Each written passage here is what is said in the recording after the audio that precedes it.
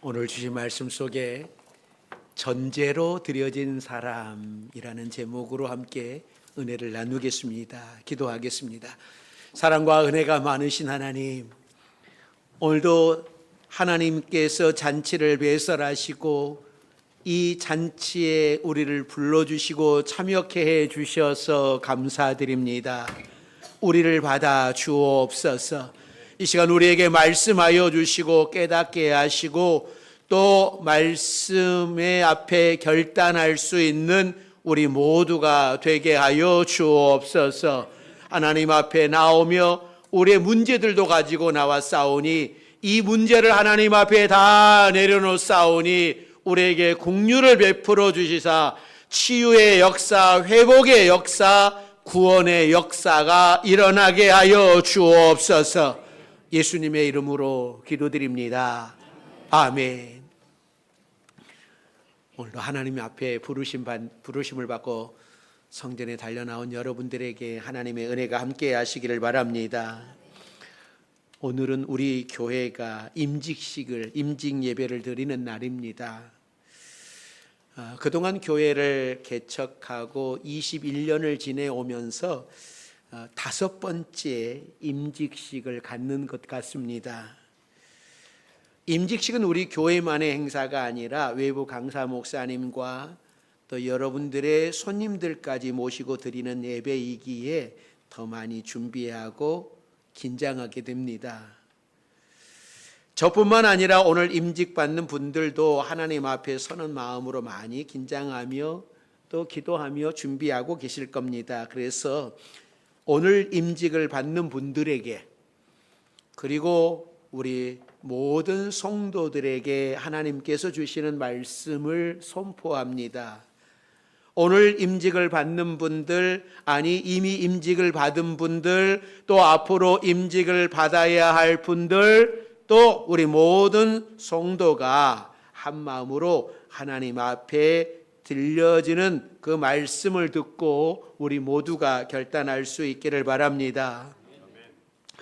오늘 본문의 사도 바울은 인생의 마지막 황혼 때를 살면서 하나님 앞에서 승리자의 노래를 부르고 있습니다. 이 승리자의 노래를 부르는데 그 노래가 너무나 멋있어요. 저도 그래서 이 설교를 준비하면서 하나님, 저도 이 노래 부르게 도와주옵소서. 저뿐만 아니라 우리 파주 명성교회 모든 성도들이 이 노래를 부를 수 있도록 도와주옵소서라고 기도했습니다.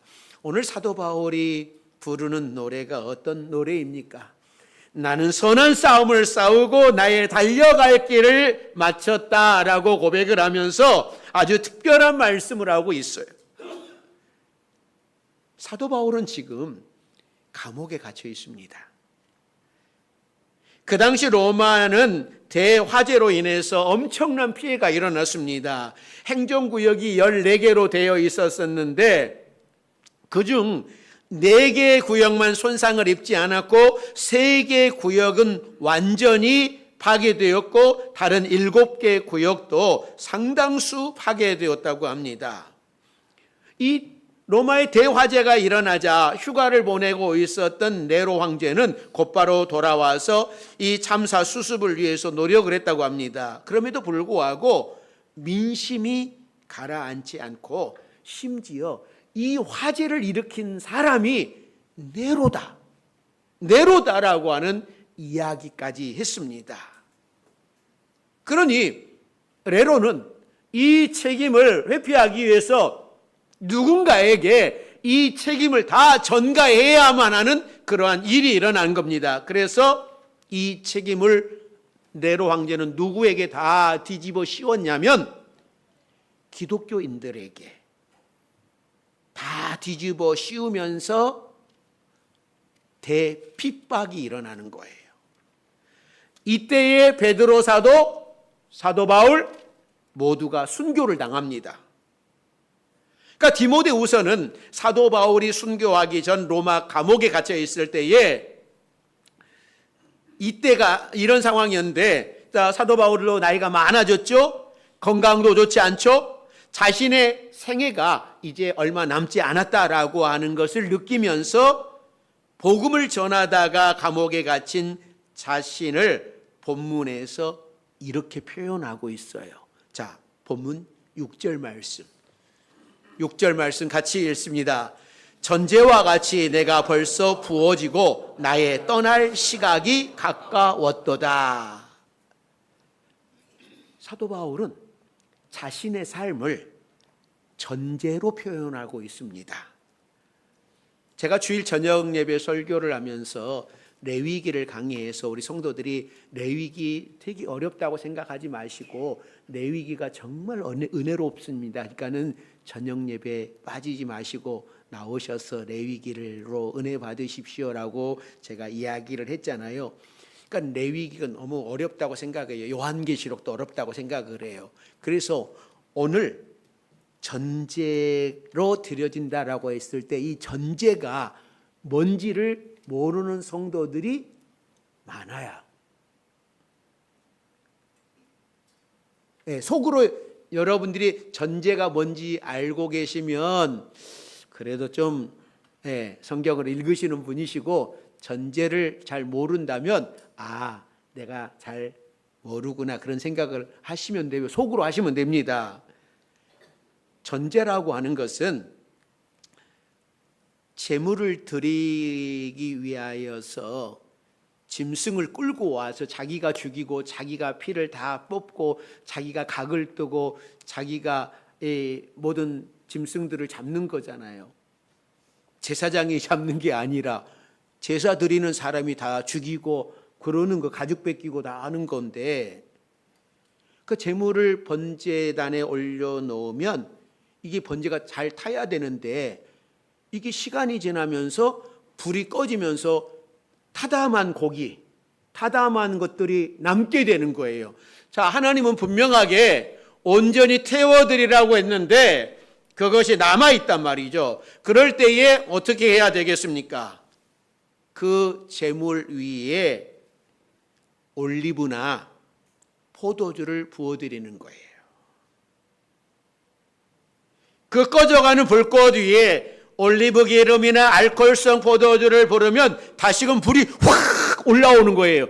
그러면서 그 모든 재물을 깨끗하게 다 태우도록 하게 하는 겁니다.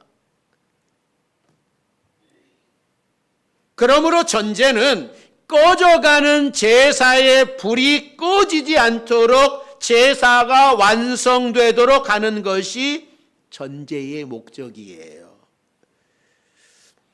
여러분, 우리가 하나님 앞에 헌신하면서 나를 하나님 앞에 드리겠다고 결단하고 다짐도 하지만 그러나 완전히 태워지지 않고 내가 살아있으면 오히려 흉측한 제물이 되는 거예요.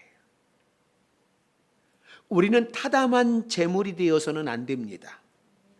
나름대로 하나님께 영광을 돌리고 헌신된 삶을 살고 싶은데 잘 되지 않아서 자꾸만 내가 드러나서 힘든 분들이 많아요. 그럴 때에는 성령의 기름을 더 부으십시오. 예수님의 피와 같은 포도주를 더 부으십시오. 그래서 온전한 제물이 되어서 하나님을 기쁘시게 하고 교회를 세울 수 있는 여러분들이 되시기를 바랍니다. 자, 그러면 사도 바울은 왜 자신이 삶의 전제에 비유했을까? 복음을 열심히 전하던 자신은 감옥에 갇혔습니다. 다른 제자들도 위험할 뿐만 아니라 그동안 열심히 전도해서 겨우 믿음이 자라기 시작한 사람들은 그 뿌리가 약해서 이 네로의 핍박, 교회 다니는 사람들을 핍박을 하니까는 나 예수 안 믿을래. 나 예수 안 믿을래 하고 배교하고 돌아서는 사람들이 많이 생겼어요. 예수님을 배반하지 않는 기독교인들은 순교할 위험에 처해 있었습니다.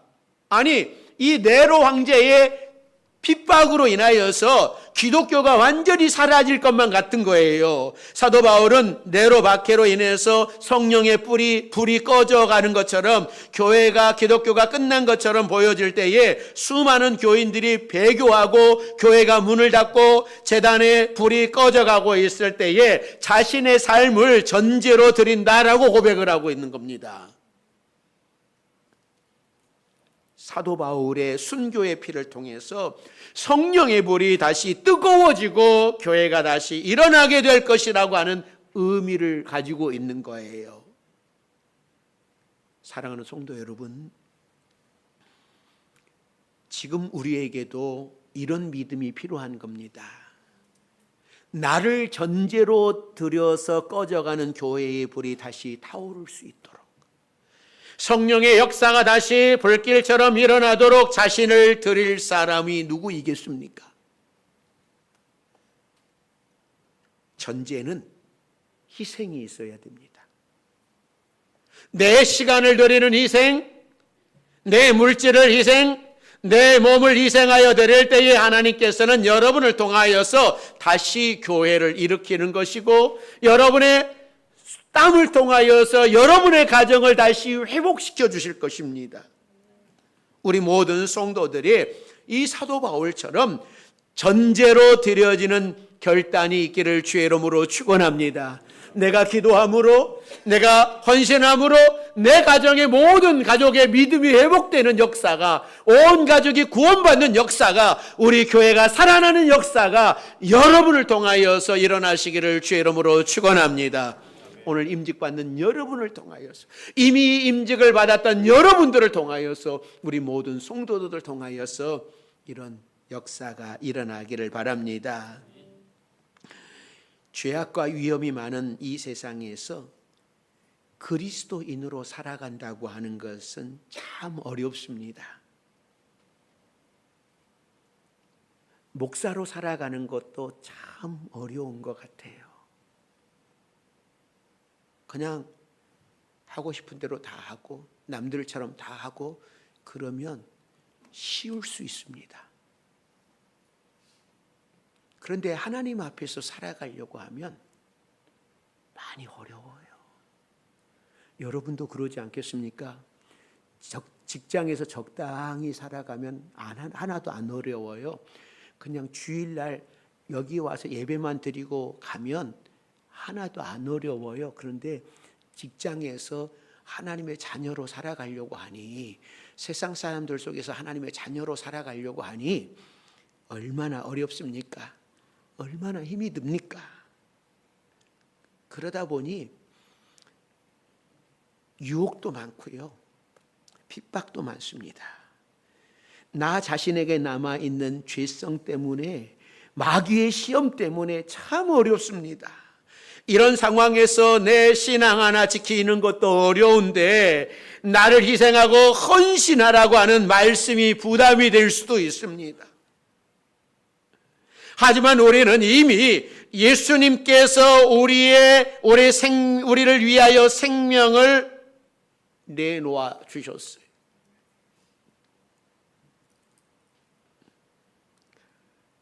예수님이 나를 사랑하시기 때문에 나를 위하여 생명을 내놓았어요.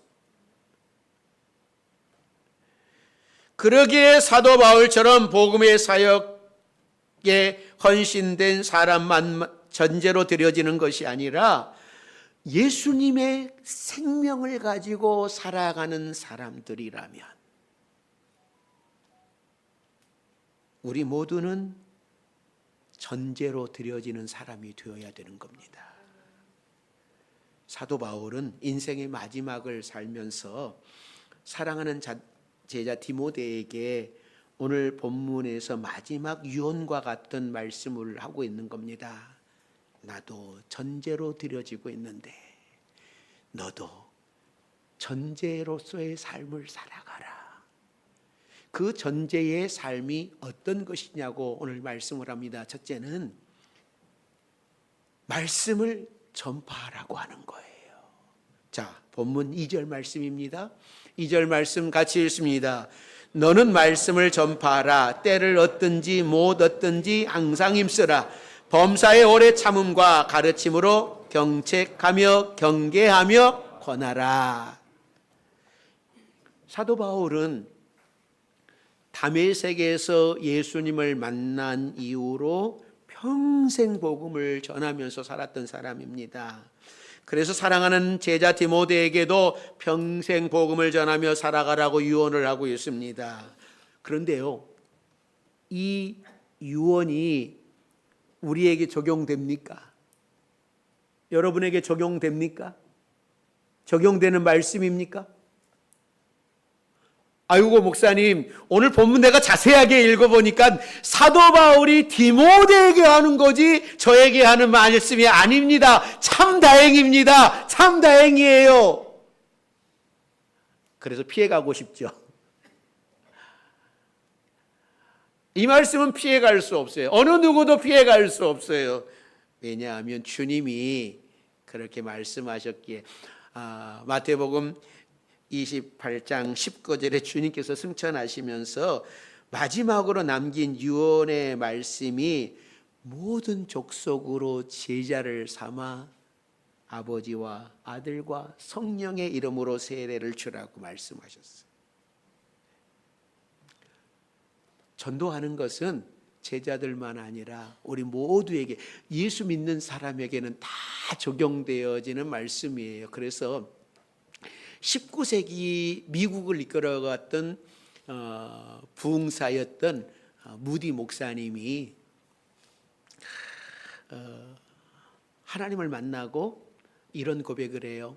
하나님, 제가 평생 하루에 한 사람에게 복음을 전하면서 살겠습니다 라고 하면서 이 무디 목사님이 복음을 전해요. 그런데 어느 하루는 날씨가 비가 주룩주룩 내리는 거예요. 그러니 비가 주룩주룩 오면 여러분 우리 새벽기도 나오기 귀찮잖아요. 아유, 내일서부터 비 멈추면 나가야지 하는 것처럼 이 무디 목사님도 비가 막 주룩주룩 오니까는 아이고, 내가 오늘은 쉬리라, 내가 오늘은 쉬리라 하고 침대에 누웠어요. 잠자리에 누웠어요. 그런데 이 무디 목사님의 마음이 너무나 불편한 거예요. 양심의 가책이 되는 거예요. 내가 하루에 한 사람에게 내가 복음을 전하리라고 했는데 너무 마음이 불편한 거예요. 양심의 가책이 오는 거예요. 그래서 다시 벌떡 일어나가지고 비 오는 밤거리를 나갔습니다. 길거리를 걷다가 누구를 만나게 되냐면 술에 만취되어 길거리에 쓰러져 있는 사람을 만났습니다.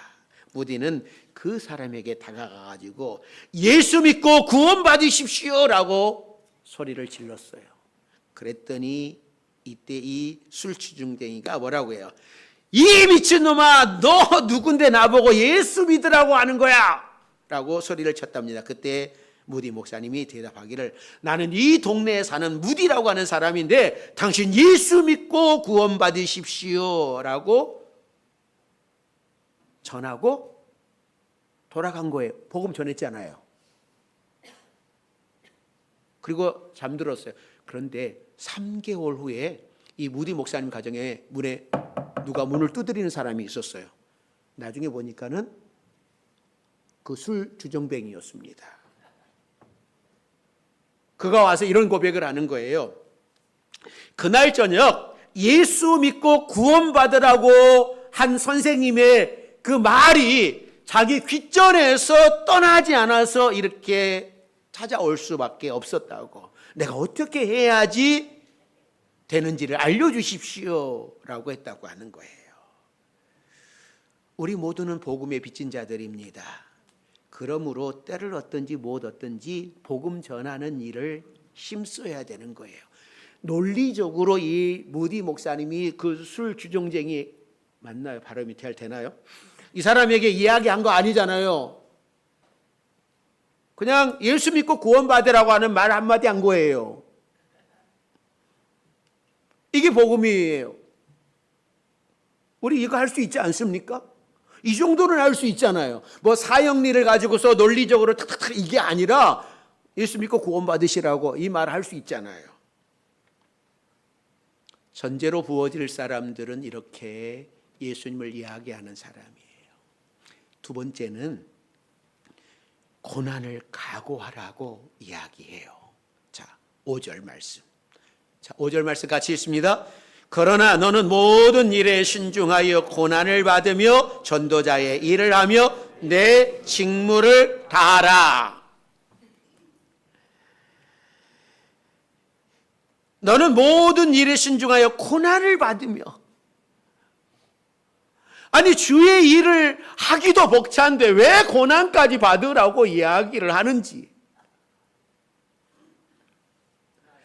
여러분, 사람들 중에는요, 믿음대로 바르게 살려고 하는 자신에게 예고 없이 찾아오는 어려움, 고난 때문에 하나님의 공의를 의심하는 사람들이 있습니다.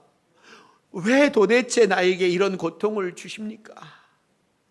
내가 뭘 잘못했습니까? 나 열심히 하나님 섬기고 하나님 믿으면서 왔는데 왜 나에게 이런 어려움을 주십니까? 라고 반항할 때도 있잖아요.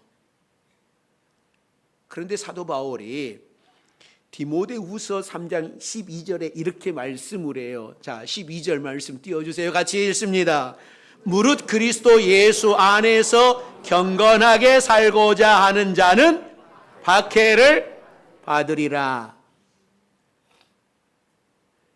적당하게 직장에서 타협하는 사람은요, 고난 받을 일이 없어요. 아유, 저 예수 믿는 것 좀 봐라, 이런 이야기 들을 일이 없어요. 왜냐하면 직장에서 나 교회 다녀, 나 교회 파주명성교회 안수집사야, 나 파주명성 권사야 라고 말 절대 안 하거든요. 절대 안 하니까 그냥 회사에서 모르는 거예요. 저 사람이 교회 다니는지 안 다니는지. 나중에 이런 이야기하는 거. 너 교회 다녔어? 너 교회 다녔어? 너 그런 말 한마디도 나한테 안 했잖아. 너 교회 다닌다는 말을. 난 그래서 너 교회 안 다닌 줄 알았어. 진짜야. 예. 여러분, 이런 이야기 들으면서 살아가는 사람들이 얼마나 많아요. 그런데 그리스도 예수 안에서 경건하게 살고자 하는 자는 뭐 받는 거예요? 박해받아요. 사도 바울은 디모데에게, 야, 네가 하나님 일 잘하면, 예수 잘 전하면 너 절대 고난 없어 라고 이야기하잖아요. 네가 경건하게 살고자 하면 너에게 더 고난이 온다. 사랑하는 성도 여러분, 여러분이 예수 잘 믿으면 고난이 더 와요. 예수 잘 믿으면 시험도 더 와요. 알고 계셔야 됩니다. 사탄은 우리의 경건의 울타리를 무너뜨리기 위하여서 고난이라고 하는 무기를 가지고 우리를 공격을 합니다. 이 공격에 대비하여 담대하게 싸워 이겨야 나가야 되는 거예요. 승리자의 노래를 부르기 전에 사단에게 무릎을 꿇게 되는 것은 고난이라고 하는 산을 넘지 못하기 때문에 그러는 겁니다. 사랑하는 성도 여러분, 이 고난이 와요. 사소한 것 때문에 오고요, 말 때문에 오기도 하고요, 사람 때문에 오기도 하고요, 환경 때문에 오기도 하고. 여러분, 그 고난이 왔을 때에, 시험이 왔을 때에 자빠지지 마시고 다시 일어서는 여러분들이 되시기를 바랍니다. 분명하게 여러분이 신앙생활하면서 고난의 삶을 살아갈 겁니다. 진부령과 같은 고난도 고개도 있을 것이고요, 대관령과 같은 그런 길도 있을 겁니다. 조금 더 인내하시기를 바랍니다.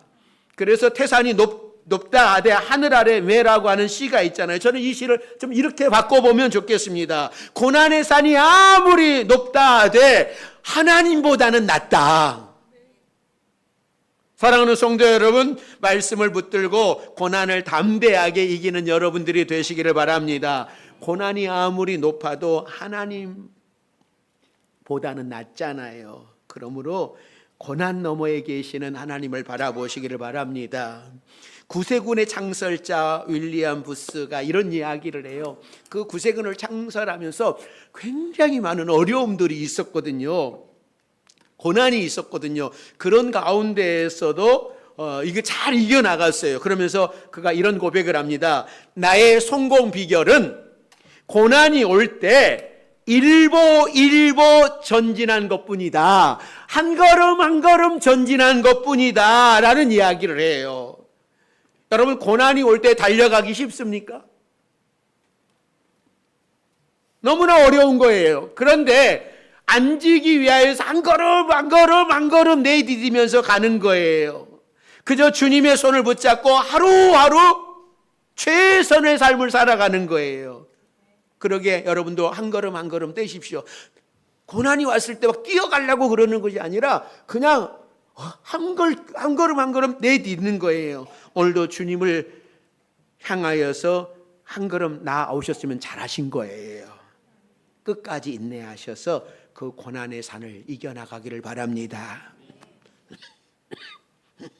세 번째는요, 상을 바라봐야 됩니다.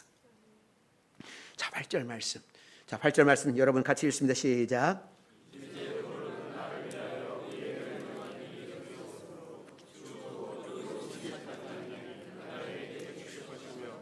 내게만 아니라 주의 나타나심을 사모하는 모든 자에게도니라. 이 땅에서 살아가는 동안에 인내하기가 힘들 때가 있어요. 때로 믿음을 순수하게 지켜나가는 것이 힘들 때가 있습니다. 또 선한 싸움을 싸우다가 낙심할 때도 있습니다.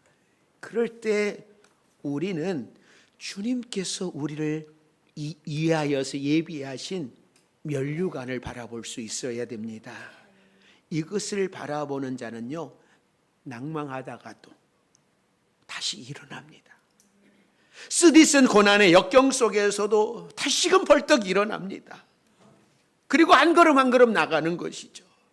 하나님께서는 우리를 위하여서 면류관과 수없이 많은 상급들을 준비해 놓고 기다리고 계십니다. 제가 반복해서 말씀을 드리지만 예수 그리스도를 구주로 영접하면 누구나 다 구원받습니다. 그러나 상급은 동일하지 않아요. 이 땅에서 얼마나 성실하게 믿음을 지켰는가, 우리의 모든 것을 아시는 하나님께서 우리를 위하여 상급을 준비하고 계심을 믿음의 눈으로 바라볼 수 있기를 바랍니다. 그 영국에 보면 그 왕 대관식을 하잖아요. 그래서 이 왕관을 쓸 때에 이 왕관의 보석이 몇 개 달렸을까요? 몇 개나 달렸을 것 같습니까? 엘리자베스 여왕이 그런 이야기를 했어요. 이거 왕관 대관식 할 때 이 왕관을 쓸 때에 너무나 힘이 들었다. 왜냐하면 이게 목이 힘을 받을 수 있는 그 무게라고 하는 것이 있는데, 이 왕관의 보석들이 몇 개 있냐면 3,300개라고 그래요. 3,300개. 그러니 무게가 얼마나 무겁겠습니까? 이거 그러니까 대관식 할 때 이거 쓰고 이거 버텨야 되는 거예요. 그래서 너무나 힘이 들었다라고 하는 그런 이야기를 나중에 그 대관식을 마치고 후에 그 책에서 그런 이야기를 하더라고요. 나라가 만든 왕관도 3,300개. 만약에 하나님께서 우리에게 주시는 것은 얼마나 대단하겠습니까? 사도 바울이 이거 본 거예요. 주님이 자신을 위하여 준비해 놓은 그 면류관을 바라본 거예요.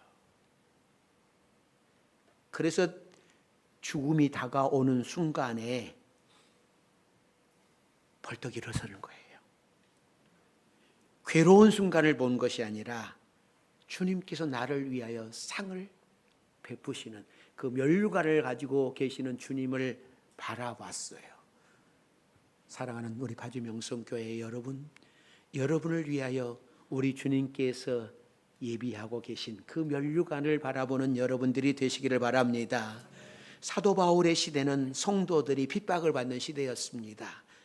배교하지 않으면 목숨이 위협받는 그러한 시대였습니다.